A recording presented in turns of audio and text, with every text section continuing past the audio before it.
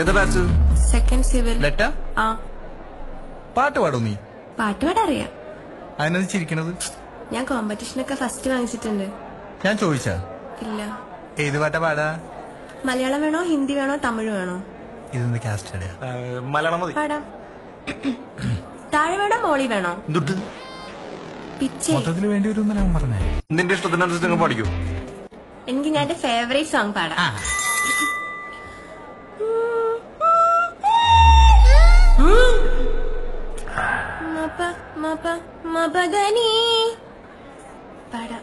പാടാവേ.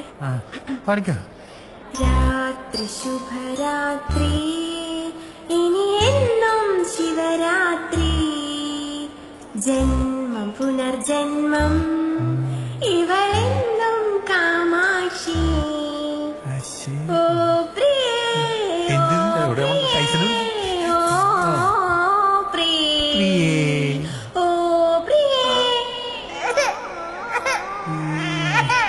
ഒരെണ്ണം കൂടെ.